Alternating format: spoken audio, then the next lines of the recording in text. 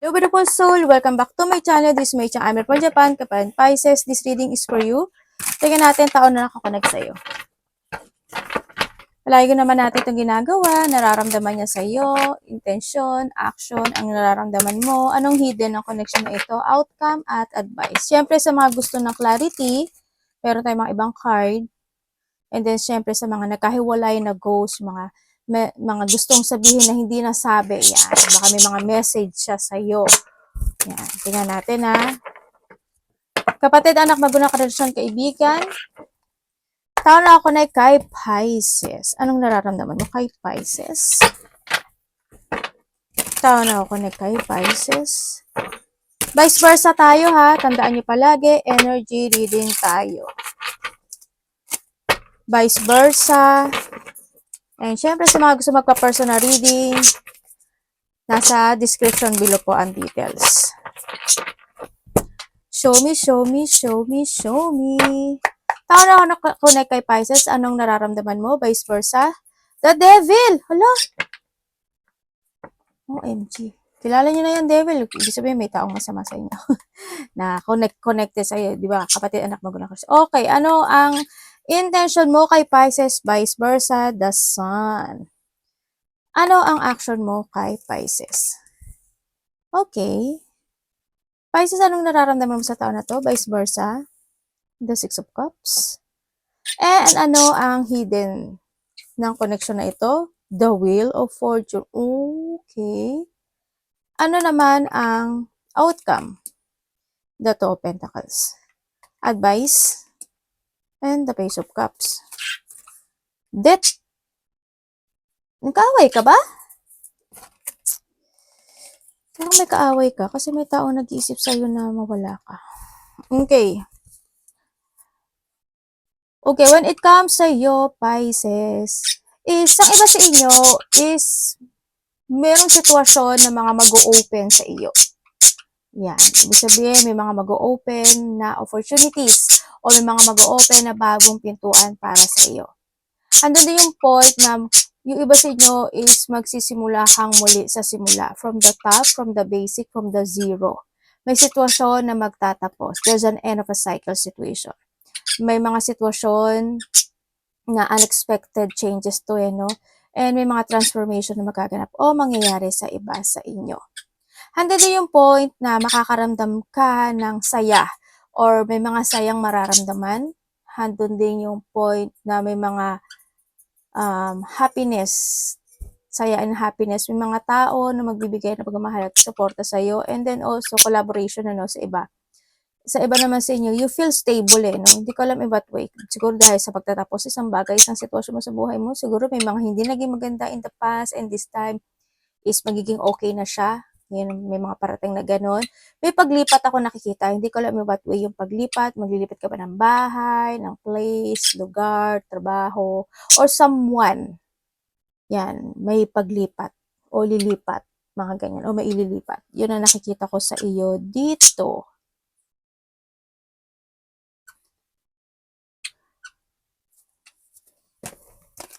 And meron kang King of Cups. Oo nga, no? Andito ka nga sa situation mo na there's a new horizon happen into your life. Dito sa situation mo. Ibig sabihin is, sa iba sa inyo dito, mag-ingat ka, no? Pisces. Sabihin niyo naman, ate, mag-ingat na naman. Huwag na kayo mag-ingat. Pero mag-ingat ka lang. Kung mga gusto lang naman mag-ingat, hindi naman masamang mag-ingat, diba? Pero dito kasi sitwasyon na to, kasi may tao ka na maaring nakakausap na hindi mo nakikita gaano yung kanya hindi mo, sana mag-trust ka sa intuition mo kasi may tao dito parang hindi mo mapapansin na niloloko ka niya. Yun, ang nakita ko, may tao na may sikreto or may tao na lolokohin ka niya. And then also, is nandun yung point na may mga tao kang kakausapin. Parang, leader ka ba, Pisces? Parang there's a leadership situation eh. Hindi ko alam kung yung iba dito, maybe are a leader or there's a leadership na magaganap sa iba or may mga group of person na parang magkakaroon ng pag-uusap-usap. no? Sana hindi siya trouble. Iba dito medyo trouble siya, no? Sa nakita ko, medyo may problema ata. Kasi handito si Justice sa nakikita ko dito. Magkakaroon ng mga collaboration, partnership, or nandun yung point na dealing, no? May mga dealing situation sa iba. Pwede may mga pag-uusapan related to something, valuable things. Pwedeng pera, ganyan. Ako nakikita. Magkakaroon ka daw ng disappointment, oh. May dalawang babae ako nakikita. Hindi ko alam. Actually, tatlo sila. Tama ba? O, tatlo na yung babae nakita ko. Hindi ko alam kung sino yung tatlong babae sa buhay mo or kaibigan mo ba yun, kasamaan sa trabaho. Pero yung isa doon, hindi maganda yung energy niya. Siguro meron siyang bad attitude or meron siyang mga bad something. Influence, meron na doon sa point na yun. Ako nakikita dito. And meron daw tao dito na kakausapin ka at hihingi siya ng tulong sa'yo. Or maybe ikaw ito sa kanya. Yun. Iba dito is thinking about traveling, malayo man o malapit dyan. Siguro within the 8 days, 8 weeks, 8 months. Ganyan. Or by the August. Yan. Pero parang wala pa kasi siguro dyan. Pero nag-iisip. Or may pag-iisip. No? Tingnan natin. Nararamdaman niya sa'yo. Vice versa is the devil. Devil talaga. Bakit devil? Hindi ako makaano din. Oo nga, no. Devil! Ano? Ito yung nakita ko dito na mag-ingat ka eh. Diba? Sabi ko sa'yo, mag-ingat ka. Mag-ingat ka sa mga nakakausap mo. Or maybe, may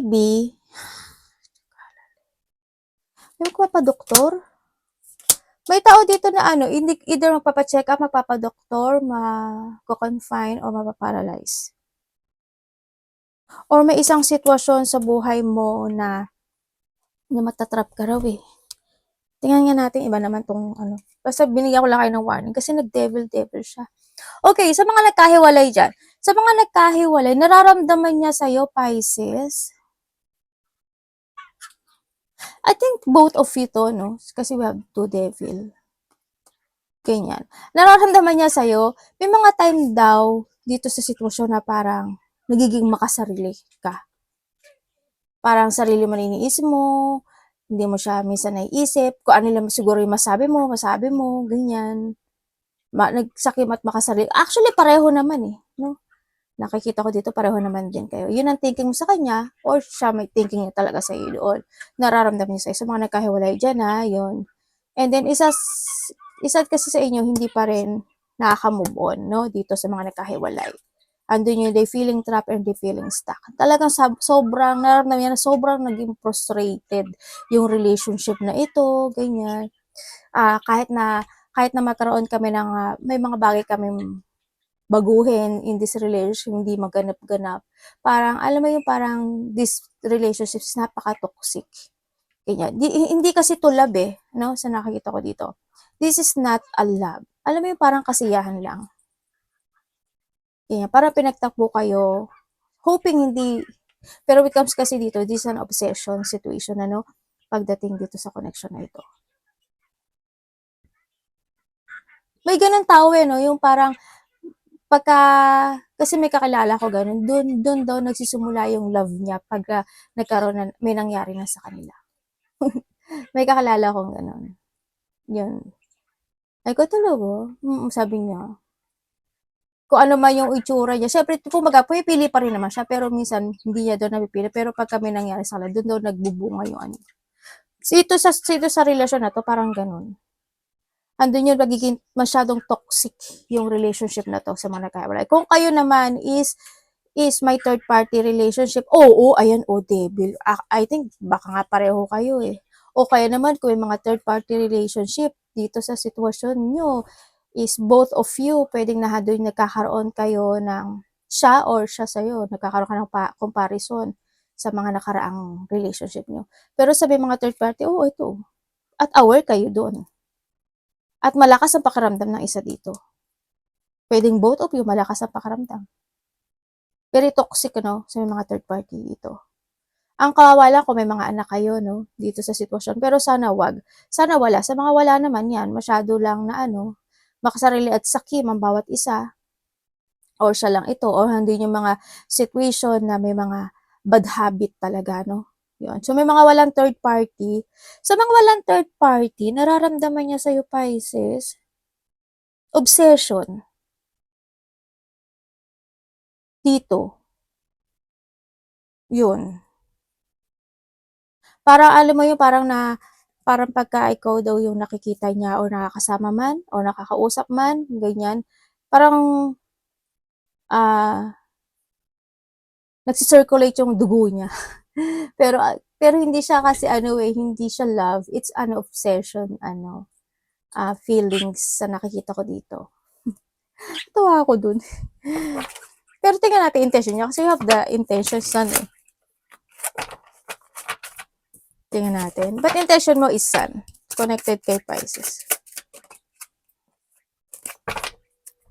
Ay, Three of Swords. Ano yun? And the Magician. Okay, intention niya sa'yo. Ay, oo nga. Kung titignan ko to, tsaka ito, alam mo, hindi kanya mahal. Pisces. Hindi, this is not a love. Eh kasi, di ba sabi ko kanina, itong taon na to, masakit at makasarili. Kasi sarili niya lang iniisip niya. Pag hindi niya nakuha yung gusto niya at hindi ka umayon sa kanya, ayan siya oh. Parang nandun sa point na sasabihin na niya, di ba ganito naman ako, di ba ginawa ko naman lahat, di ba ganito, ganyan. Ba't hindi mo ako naiintindihan, ganyan. Parang one-sided lang siya, gano'n, nandun sa point na yun. Intention niya sa'yo, sa mga nagkahiwalay, wala.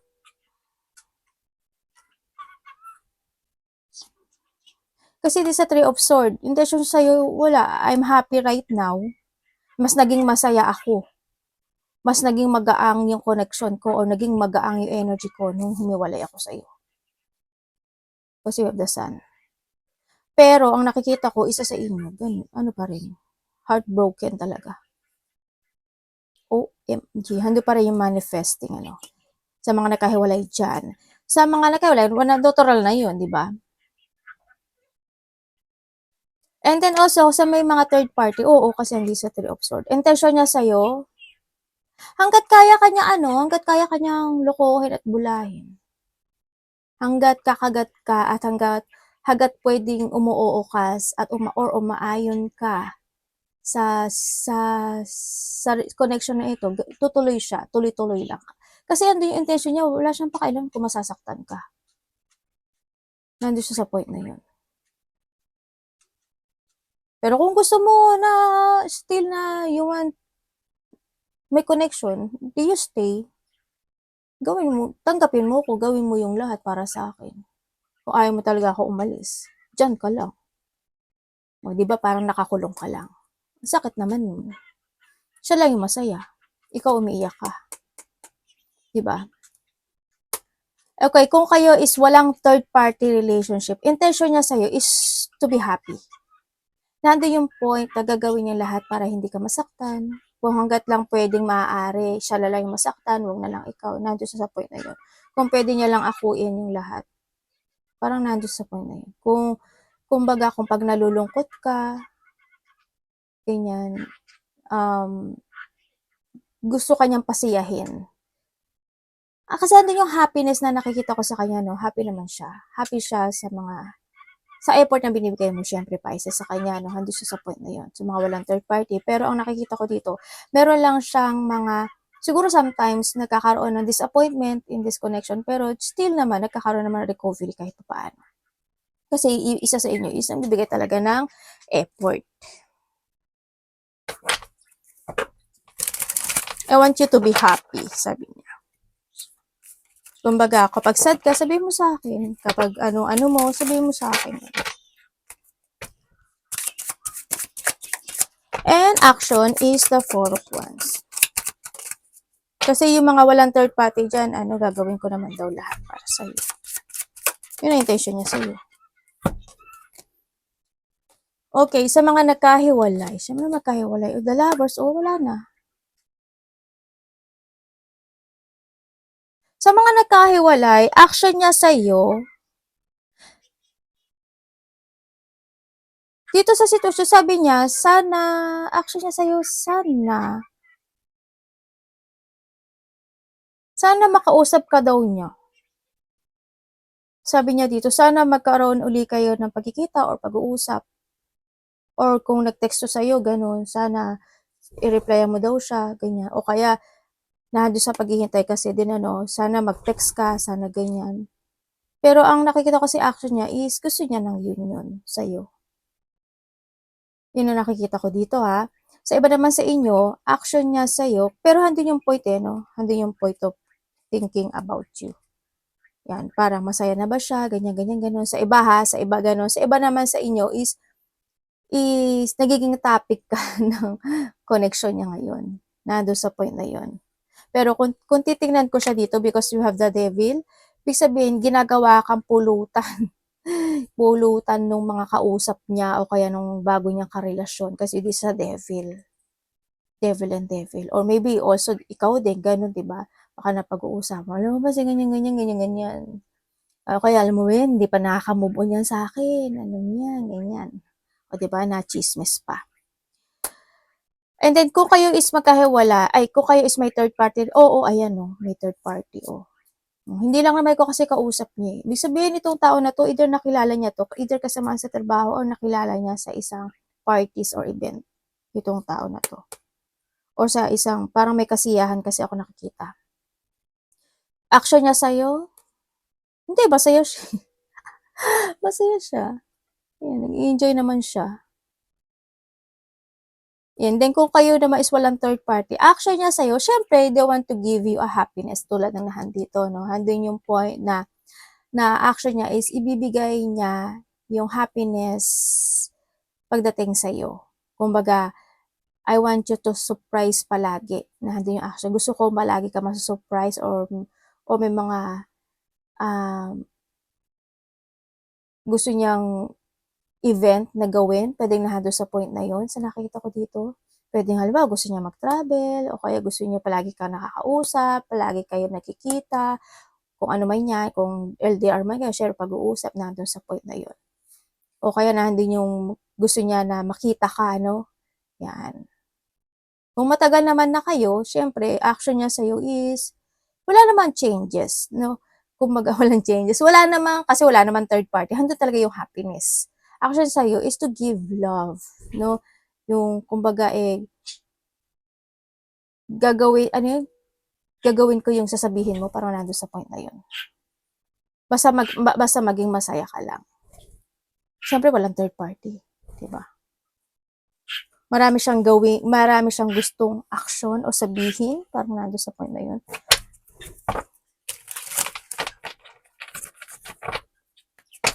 Nararamdaman mo. The 9-9, no? Okay, sa mga nagkahiwalay dyan, nararamdaman mo sa kanya, sabi mo sa kanya, actually, sa mga nararamdaman mo sa kanya, na baka very independent person niya. Siya yung tao na kahit nakausapin mo siya, sa mga nagkahiwalay, parang hindi siya ganun ka-open pagdating sa'yo. Tapos handun yung point na naaalala mo yung mga bagay na yun, yung mga good and bad things, naging mga situation na parang sarili niya lang iniisip niya, ganun. Sabi mo na, pero iba dito, naging, parang pinahalagahan ka naman niya kahit paano. Yun nga lang, pagiging independent lang talaga niya dito, sa sitwasyon na to. Kahit paano naalala mo naman siya dito sa sitwasyon.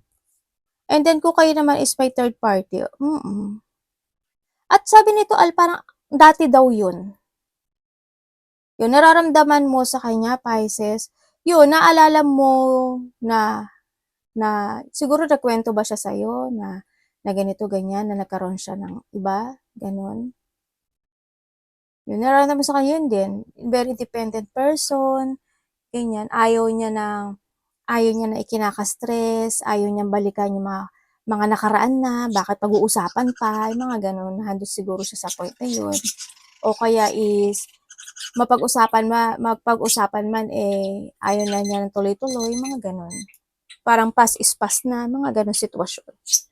Yun, maalaga at ano naman, pagmahal naman ang sabi mo. Yun nga lang, may mga time lang siguro na nababalikan yung sitwasyon na nung nandun sa point na yun. Yun, sa may mga third party, ay sa mga walang third party, ganun, parang ganun din kasi nakikita ko dito eh. Lalo na kung LDR kayo, namimiss mo siya. Siyempre, gusto mo siyang kausapin. Ganun. Kung magkasama naman kayo nitong taon ito, nararamdaman mo sa kanya, is, ang laki na pinagbago niya pagdating nung una kayong nakita sa ngayon. May mga nagbago. Naaalala mo yun. Naaalala mo yung mga naaalala mo yung mga dating siya at yung ngayong siya. Ganun din, independent person siya. Ayaw niya ng gulo, ayaw niya ng ikaka-stress. Gusto niya lang peace ang lahat.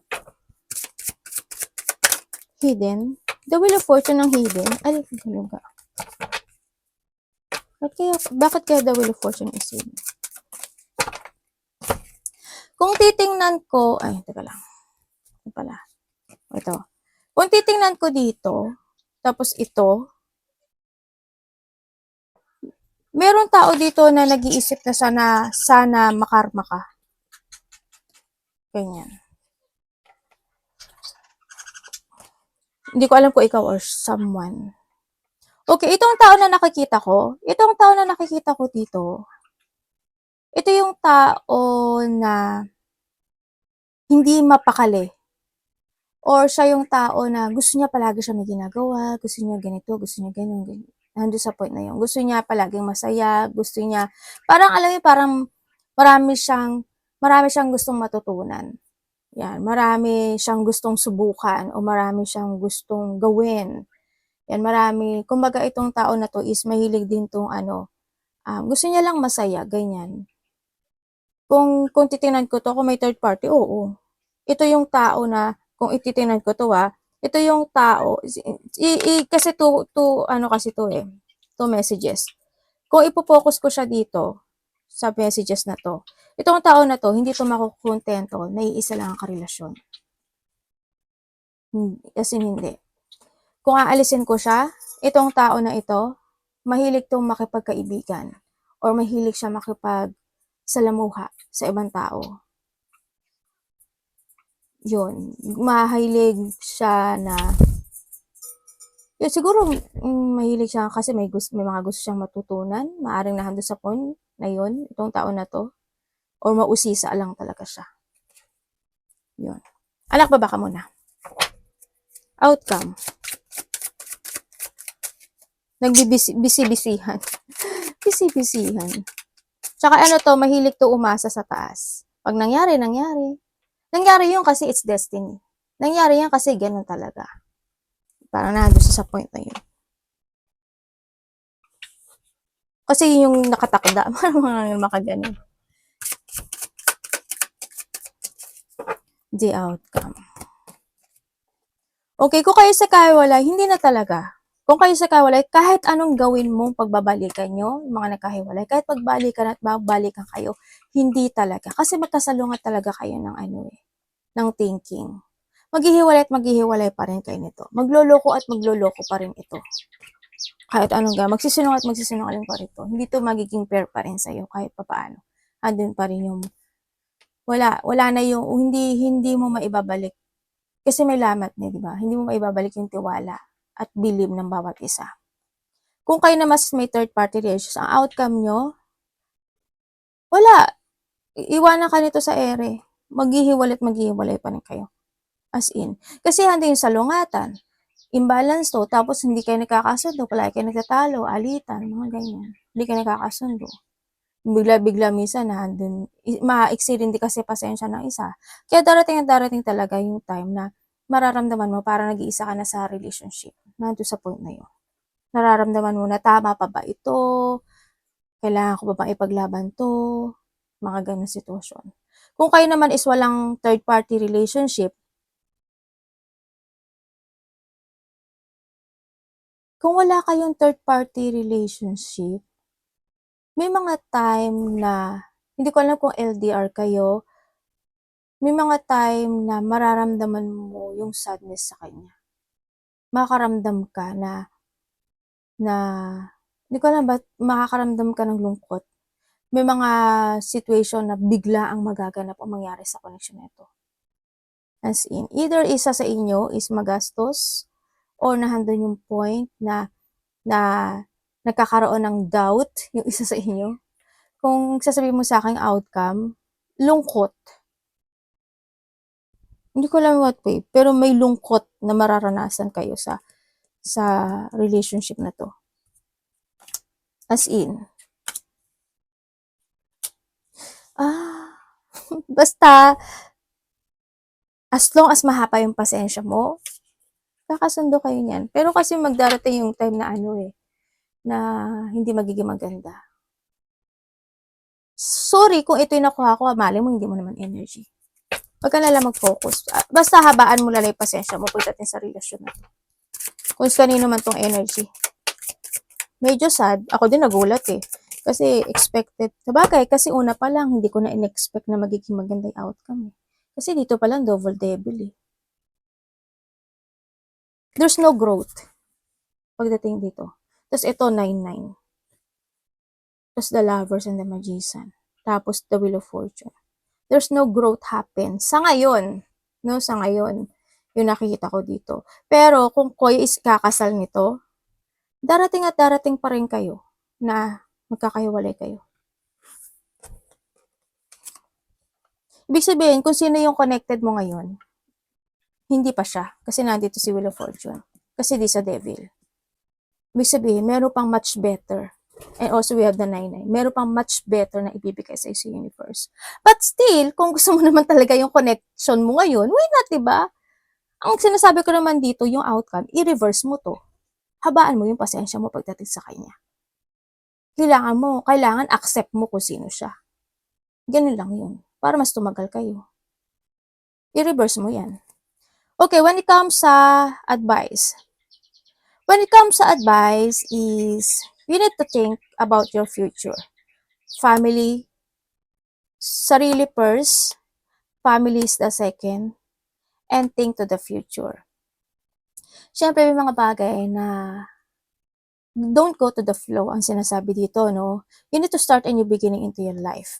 Sinasabi rin dito, may mga bagay ka na dapat na i-let go. May mga bagay ka na kailangan mong baguhin. Mahalin mo yung mga tao na nagpapahalaga at nagmamahal sa iyo. Ang sinasabi rin dito is kailangan mo ng suporta na galing sa family mo or suporta na galing sa ibang tao. Why not? Sabihin mo, no? Sabihin mo rin yung nararamdaman mo. Sinasabi ito. Kaya ang sabi ko, don't go to the flow, di ba? Sabihin mo rin yung nararamdaman mo kahit pa paano, no? Kumbaga, andito yung point na wag ka lang sahod ng sahod. Kumbaga, nandun sa point na yun. Di ba? Iparamdam mo rin o ipakita mo rin kung ano yung true feelings mo sa ibang tao. Ganyan. And syempre, handun din yung point of be open.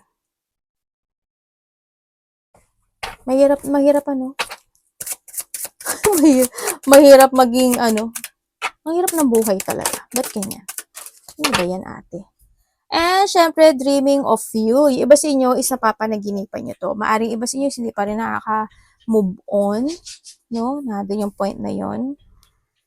And gaslight, manipulative, doubting yourself, and twist. O, diba? Andito si devil talaga. And nothing add up. Suspicion, gut, no. Maniwala kayo sa intuition nyo, o, diba? Sabi ko sa iyo eh. Kasi there's no growth talaga ako nakikita, tapos lumabas to, tapos 9-9 lang to, oh. And no contact zone. Yung iba sa inyo, maaaring din na rin nagko-contact or pwedeng nahanda yung point na kung may mga third party, hindi rin naman niya nasasagot yung tanong mo. At huwag ka na lang ding magtanong, di ba? Iba sa inyo is still stuck, feeling trapping, stagnant pa rin. Would come in this connection. Nandun pa rin yung distance, nagkakaroon na talaga ng distance dito sa connection na to. So, mag-trust ka daw sa mo sa instinct mo, sa intuition mo, kasi totoo daw yun.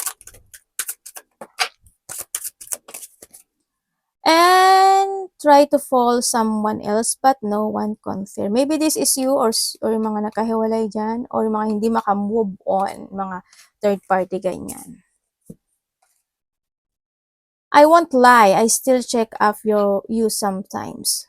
Uy, may nag-spy ah. Ibig sabihin, kung may mga third party, may mga ini-spy pa rin, or mga nagkahiwalay, tingnan pa rin yung ano. You are worthy of love. No proof is needed. O, di ba? Sabi ko sa iyo eh. Ito yan oh. Tandaan mo, Pisces, sa family mo naman, sa family connection mo man ito, kasi you have the family din, basta tataan mo palagi, you are worthy, ganyan. Ando yung sabi ko, huwag ka lang sahod ng sahod. Basta, mag-focus ka lang sa sarili mo, start a new beginning into your life. Aalamin nyo yung worth mo. Don't let fear be your driver. Oh, nakita mo to, ano yan eh, impact pa. Ibig sabihin, tandaan mo, nobody can control you. Kasi nandito rin, di ba, si Devil, sabi ko sa inyo, sinungaling and manipulative and controller, di ba, controller. Ibig sabihin is, ikaw ang magmamaneho ng sarili mo. Nobody can control you, manipulating you, ganyan. Yun, isipin mo rin maigi talaga. Mag-trust ka sa intuition mo, tandaan mo palagi na you are worthy. Kasi dumadating yung mga tao sa buhay natin kasi we need to learn. Huwag mong iisipin na nobody can compare you, ganyan-ganyan. Kasi hindi. Kasi may much better na bibigay sa si universe. Arigatou namaste, God bless.